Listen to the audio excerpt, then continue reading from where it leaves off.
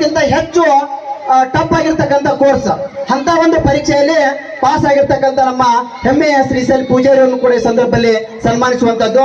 ಅವನು ಇದೇ ನಮ್ಮ LKG UKG ನಮ್ಮ ಶಾಲೆಯಲ್ಲಿ ಓದಿ ಈ ಪ್ರೈಮರಿಯನ್ನ SS ಮಲ್ಲಿಕಾರ್ಜುನ ಬಳುತಿಯಲ್ಲಿ ಮುಗಿಸಿ ಅದೇ ಒಂದು ಹೈಸ್ಕೂಲ್ ಅನ್ನು ಕೂಡ ಸತ್ಯ ಸಾಯಿಬಾಬಾ ಅಳಿಕೆಯಲ್ಲಿ ಮುಗಿಸ್ತಾ ಇದ್ದಾನೆ. PUC ಅನ್ನು ಕೂಡ ಅದೇ ಅಳಿಕೆಯಲ್ಲಿ ಮುಗಿಸಿ BCom ಅನ್ನ ಮಂಗಳೂರು ಯೂನಿವರ್ಸಿಟಿಯಲ್ಲಿ ಮುಗಿಸಿ ಇವತ್ತು ಮೊನ್ನೆ ನಡೆದಿರ್ತಕ್ಕಂಥ ಚಾರ್ಟೆಡ್ ಅಕೌಂಟೆಂಟ್ ಪರೀಕ್ಷೆಯಲ್ಲಿ ಪಾಸ್ ಆಗಿ ಇವತ್ತ ನಮ್ಮೂರಿನ ಕೀರ್ತಿಯನ್ನು ತಂದಿರ್ತಕ್ಕಂಥ ಇರುವರನ್ನು ಕೂಡ ಈ ಸಂದರ್ಭದಲ್ಲಿ ಸನ್ಮಾನಿಸುವಂತ ಒಂದು ಕಾರ್ಯ. ತಾವೆಲ್ಲರೂ ಕೂಡ ಜೋಡಾರ್ ಚಪ್ಪಾಳೆ ತಟ್ಟೋದ್ರ ಮೂಲಕ ಅಂತ ಹುದ್ದೆಯನ್ನ ನೀವು ಕೂಡ ಗಿಟ್ಟಿಸಿಕೊಳ್ಳುವಂತವರಾಗ್ರಿ.